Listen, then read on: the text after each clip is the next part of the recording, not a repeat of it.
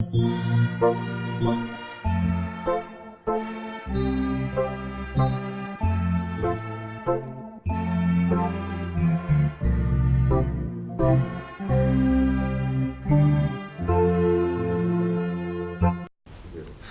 à Dieu. Nous voulons bénir le Seigneur pour son amour parfait et nous voulons considérer la parole de Dieu, mais avant, baissons la tête pour la prière. Papa, merci pour ta bonté renouvelée et merci pour ta grâce surabondante dans nos vies. Seigneur, en venant à toi à pareil moment pour considérer ta parole, nous prions que tu viennes et que ta puissance et la puissance de ton esprit nous conduisent dans ta loi parfaite au nom de Jésus. Nous bénissons ton nom, Père, pour la réponse. Que toute la gloire te revienne. Au nom de Jésus, nous avons prié. Amen. Gloire à Dieu. Alors, je vous souhaite la bienvenue à ce temps de la grâce. Et nous voulons considérer ce message intitulé « Dompter les problèmes et les transformer en clés de succès ». Dompter.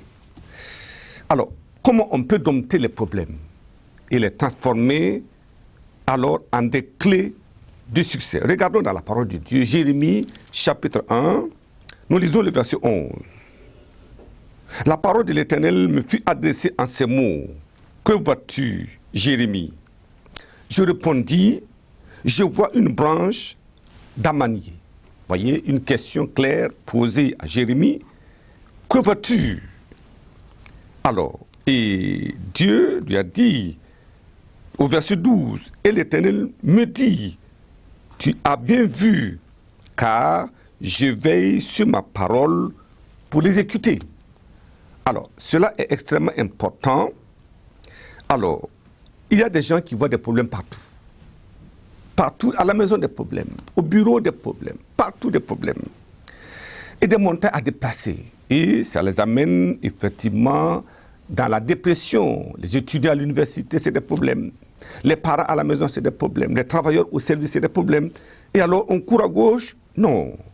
Ce n'est pas comme cela. Nous avons besoin de comprendre que nous avons la possibilité de dompter ces problèmes-là et en faire des clés de succès. Alors, nous avons besoin de considérer trois choses dans cette étude, dans ce message. Premièrement, s'assurer de la vision de Dieu pour votre vie. Oui, je dois m'assurer. Quelle est la vision de Dieu pour moi? Deuxième chose, nous allons parler de s'appuyer sur le Seigneur et dompter nos problèmes. C'est vrai, nous-mêmes, on ne peut pas le faire, mais si nous nous appuyons sur le Seigneur, nous avons la possibilité de dompter ces difficultés, dompter ces problèmes-là. Et troisièmement, nous verrons s'attirer la faveur divine par la foi infaillible. Alléluia. La foi inébranlable. C'est pour dire que Dieu a tout dans son cœur, dans son âme, dans son esprit. Il a tout. Et il dit que si nous nous appuyons sur lui, alors par la foi, alors nous aurons la faveur divine. Premier point que nous allons considérer, alors, s'assurer de la vision de Dieu pour sa vie. C'est important.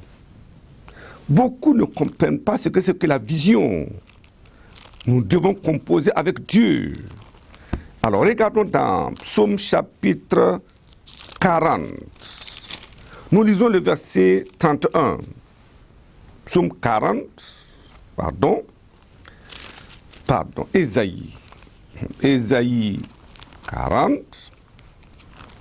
Nous lisons le verset 31. Mais ceux qui se confient en l'Éternel renouvellent leur force. Ils prennent le vol comme l'aigle. Ils courent et ne se lassent point. Ils marchent et ne se fatiguent point. Ça, c'est contraire à la vision des gens. Comment on peut courir sans se fatiguer? Comment on peut marcher sans se lasser? Non.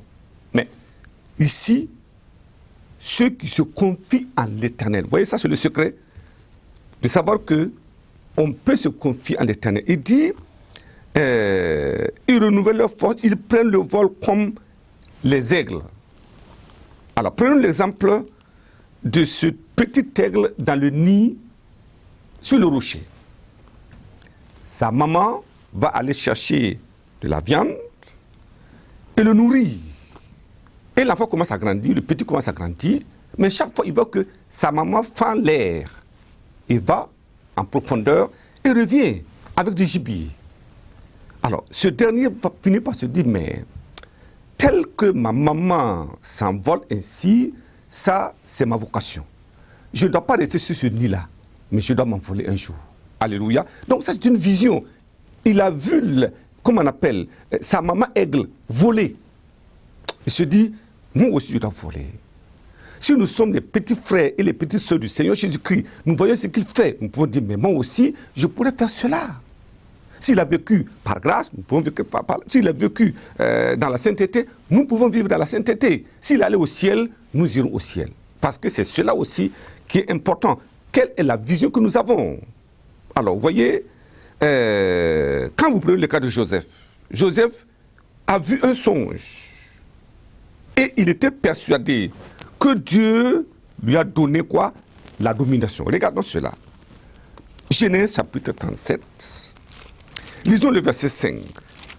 Il dit là-bas, verset 5, Joseph eut un songe et il le raconta à ses frères, qui le haïrent encore davantage.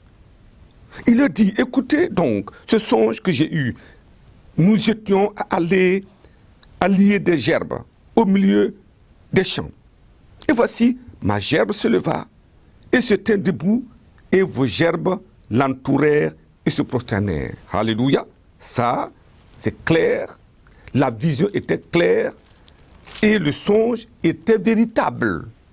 Vous voyez que Dieu ne parle pas seulement une fois, à des moments, il revient pour répéter, pour dire, en fait, ce n'est pas un pur hasard, non, mais c'est que c'est le plan de Dieu ainsi. Regardons au verset 9.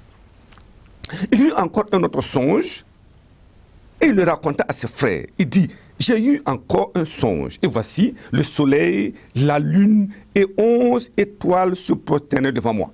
Alors là, maintenant, vous voyez, la vision se précise. Quand vous, souvent, à la première fois, votre vision semble être floue, mais plus vous avancez, la vision devient claire. Et ici, la vision de Joseph était plus claire. Il a vu maintenant que la lune, c'est quoi? C'est sa maman. Le soleil, c'est son père. Et les 11 étoiles, c'était ses 11 frères. Et ils se sont prosternés devant lui. C'est clair. La domination était là dans sa vie. Et voilà pourquoi nous devons le savoir. Prenons le cas de Daniel. Daniel savait que, alors, sa relation avec Dieu ne pouvait être possible. L'appui de Dieu, la faveur de Dieu ne pouvait être possible que seulement à travers la pureté qui était incontournable. Et c'est seulement à partir de là qu'il pouvait réaliser la vision surnaturel de Dieu dans sa vie. Il a dit non, il se résolut de ne pas se souiller. Et là, c'est clair, les enfants de Dieu ayant des visions doivent dire, nous sommes dans un monde mauvais, un monde pourri, mais moi, je vais au ciel. Gloire à Dieu. Quand je dis je vais au ciel, je suis différent. Parce que ma destinée est différente, le salut que Dieu m'a donné est différent, son programme dans ma vie est différent, sa capacité de me changer. Vraiment, c'est pour ça que je dis, je vais au ciel, je ne ferai pas comme les autres. Vous voyez, le petit de l'aigle peut dire, mais pourquoi chercher à s'envoler? Je peux rester grappiller le sol, la poussière comme les poussins? Non, c'est pas comme ça. Nous devons regarder tel que Dieu nous a donné sa parole, où est-ce que nous devons aller, et nous allons dans le sang de la parole de Dieu, et Dieu va comprimer cela dans votre vie au nom de Jésus-Christ. Deuxième point, s'appuyer sur le Seigneur et dompter nos problèmes. Il y a des gens qui ont peur des problèmes. Un petit mot de tête, problème. Ou du moins, des mots de tête, problème. Mot de vente, problème. Problème à l'université parce qu'on n'a pas pu faire ceci, problème. À la maison parce que maman n'a pas fait ceci, problème. Au bureau parce qu'on n'a pas été avancé, problème. Non. Nous devons comprendre que ces problèmes-là qui viennent sur notre chemin, c'est pour fortifier nos muscles. Et c'est la même chose de manière spirituelle. Nous avons des muscles spirituels à développer. Sans ces problèmes, vous ne pouvez pas vous développer. C'est pour ça qu'on fait du sport, pour permettre au corps d'être fort, pour attaquer la situation lorsque elle se présentera. Voyez, il y a un temps où le développement devient nécessaire. Ce Téglon-là était là, tout petit, rien, pas de problème, il mange, il boit. La maman vient, il mange, il boit. Et il a commencé à grossir. Mais il va dire, mais maman va continuer. Non. Il y a un moment où le développement des muscles s'avère indispensable. Tu ne peux pas demeurer là et que tu seras nourri éternellement. Non. Il y a des moments où toi-même tu vas aller chercher. Et comment tu vas chercher? Voilà pourquoi, à des moments, quand la maman voit que l'aigle a commencé à pousser des ailes, qu'est-ce qu'il fait? Alors il prend l'aiglon, alors il met sur ses épaules, alors elle vole. Maman aigle s'élance en attitude. À des moments, elle se renverse et l'aiglon est lâché. Que va-t-il se passer?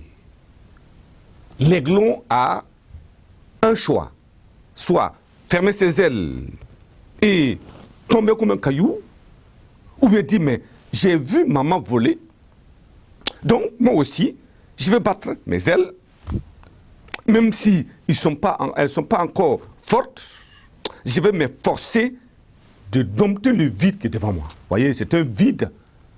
Premier coup d'essai, ça ne marche pas. Et pendant que l'aiglon est en train de se débattre, alors l'aiglon doit savoir, ne sait peut-être pas que la maman aigle veille sur lui. Au moment opportun, elle se mettra sous ce aiglon pour le repêcher. Nous devons savoir que Dieu vient sur nous. Alléluia. Nous sommes précieux aux yeux de Dieu. Quelqu'un qui dit, j'abandonne Satan, j'abandonne le diable, j'abandonne le péché, je viens maintenant à Jésus, je veux conformer ma vie à sa vie, en disant au Seigneur, c'est toi mon Dieu, aide-moi, assiste-moi. Comment voulez-vous que ce Dieu abandonne une telle personne? Non, ce n'est pas possible. Voilà pourquoi nous devons savoir que Dieu veille. Et la Bible dit que nous sommes la prunelle de l'œil de Dieu. Extrêmement important. Si vous êtes rassuré de cela, les problèmes qui viennent, vous devez dire, mais ces problèmes-là, certainement, c'est pour m'amener à fortifier mes muscles spirituels, c'est pour m'amener à apprendre à combattre dans la vie, c'est pour m'amener à remporter la victoire. Quand il n'y a pas de grande bataille, il n'y a pas de grande victoire. Voilà pourquoi nous avons besoin de savoir que ces problèmes qui viennent, nous devons dire, mais voilà un problème qui arrive, c'est l'occasion pour Dieu de manifester sa gloire. Alléluia. Nous ne verrons pas le problème comme s'il vient pour nous tuer. Nous voyons le problème comme une opportunité de voir la manifestation de la puissance de Dieu pour montrer aux hommes qu'au ciel, il y a un Dieu qui règne dans les cieux et sur la terre. C'est comme cela, et effectivement, au fur et à mesure que l'exercice est fait, l'aiglon, à des moments, tombe. Mais vous voyez qu'à des moments, l'aiglon commence, il descend, c'est vrai, il n'arrive pas à voler, mais il commence à se stabiliser. Ses ailes commencent à avoir des muscles. Et au fur et à mesure, un jour, lorsque ce aiglon sera renversé, alors il se mettra à côté de sa maman en train de prendre l'air. Alors la vision s'est accomplie. Je prie que Dieu nous permette effectivement d'accomplir la vision de Dieu dans notre vie. Prenons le cas du jeune, alors Joseph. Joseph, un jeune de 17 ans, étant envoyé en ce lieu parce que ses frères le haïssaient. Ils ont dit, mais tuez-le et voyons ce que deviendront. Vous voyez, c'est comme ça, souvent les gens ne comprennent pas qu'on ne tue pas un songeur. On ne tue pas un homme de vision. Parce que si sa vision s'accorde avec la parole, le plan de Dieu, on ne peut pas l'empêcher de l'accomplir. Et aucun problème sur la terre ne peut l'empêcher d'accomplir cette vision-là parce que la vision vient de Dieu et Dieu veille sur sa parole pour l'accomplir. C'est extrêmement important. Alors, Joseph savait que la maltraitance de ses frères ne pouvait pas détruire la vision que Dieu avait mise dans sa vie. Alléluia. Cette vision mise dans sa vie, rien. Joseph le savait très bien. Et alors, des événements vont venir, des circonstances vont venir pour tenter d'assombrir. Voyez, Genèse chapitre 37, ou du moins Genèse 39, nous lisons le verset 7. Après ces choses, il arriva que la femme de son maître porta les yeux sur Joseph et dit, couche avec moi. Voyez, haï par ses frères, Joseph s'est dit, non, il n'y a rien à faire, je continue. Joseph savait aussi que cette femme de Potiphar était trop impudique pour un jeune dominateur. Parce que Dieu lui avait dit, tu vas dominer. Les gens vont se prosterner devant toi.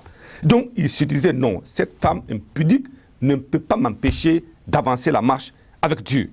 Et que la maison de son maître était trop petite pour être la destination finale. J'ai pris que Dieu nous amène à la compréhension au nom de Jésus-Christ. Alors, les problèmes que tu pourras rencontrer, que vous pourrez rencontrer partout, à l'université, partout à la maison, partout au lieu de travail, lorsque vous cherchez du travail, tout cela, alors ce sont ces problèmes qui vont vous propulser pour réaliser des exploits. J'ai pris que Dieu nous donne la compréhension au nom de Jésus. Troisième point, avant de prier, s'attirer la faveur divine par la foi inébranlable. Ça veut dire quoi? Les problèmes vont venir, c'est normal. Mais nous devons dire, moi je suis trop petit pour ce problème. Alors, je vais attirer la faveur de Dieu. Je vais m'appuyer sur le Seigneur. Et c'est comme ça que, effectivement, les problèmes volent en pièces. Genèse chapitre 37, le verset 19. Il dit là-bas, verset 19, il se dit l'un à l'autre, voici le faiseur de songes qui arrive. Venez, maintenant, tuons-le et jetons-le dans une des citernes. Nous dirons qu'une bête féroce l'a dévoré. Nous verrons ce que deviendront ces songes. Voilà ces ennemis qui ne comprennent pas que quand on compose avec Dieu, aucun ennemi ne peut tenir sur notre chemin. Alors, ils ont dit, mais on va le tuer. Mais est-ce qu'ils l'ont tué? Non. Ils ont dit, bon, vendons-le au lieu de le tuer, jetons-le dans la citerne. Gloire à Dieu. Qui a dit ça? Ensuite, maintenant, on dit, mais voici des Amalécites qui passent, prenons-le et vendons-le et avoir de l'argent.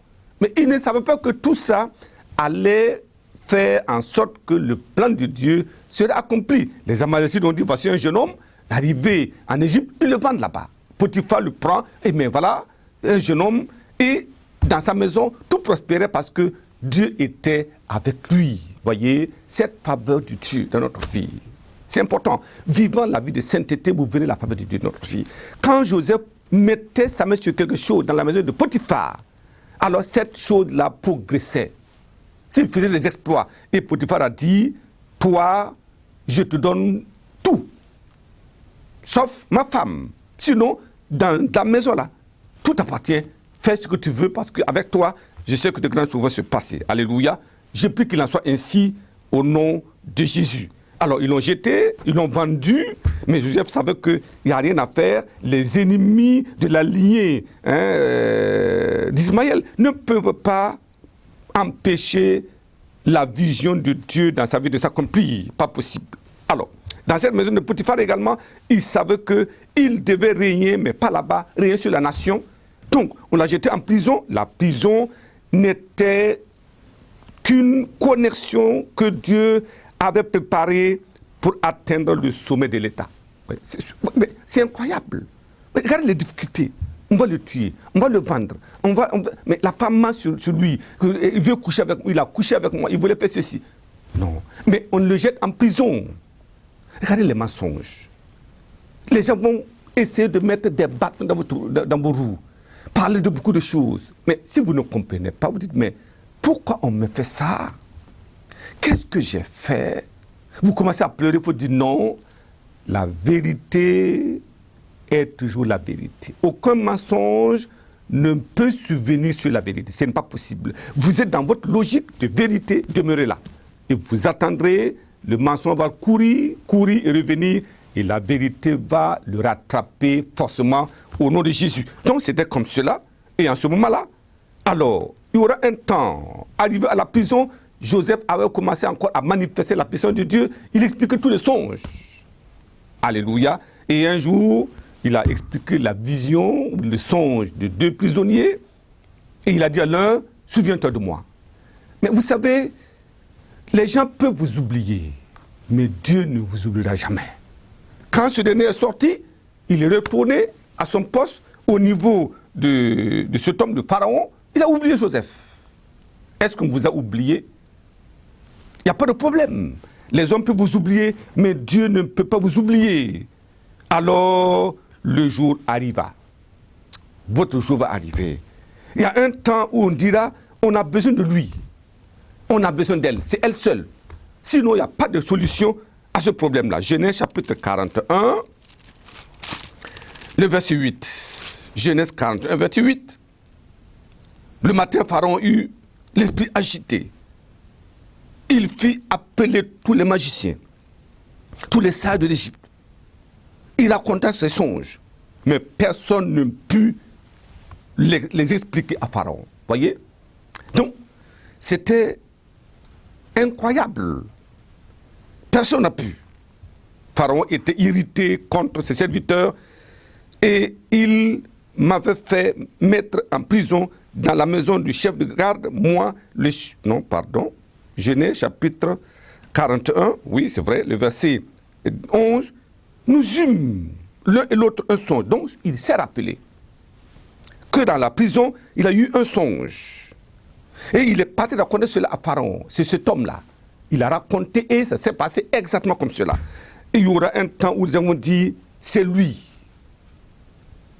C'est vous. Si vous marchez conformément à la vision que Dieu vous donne, les obstacles vous feront progresser vers la réalisation de votre vision. Les hommes méchants ne pourront pas vous arrêter. Vous avancerez parce qu'avec la faveur de Dieu, les problèmes deviennent des opportunités. Les malheurs se transforment en bonheur parce que Dieu est capable de changer tout cela dans votre vie.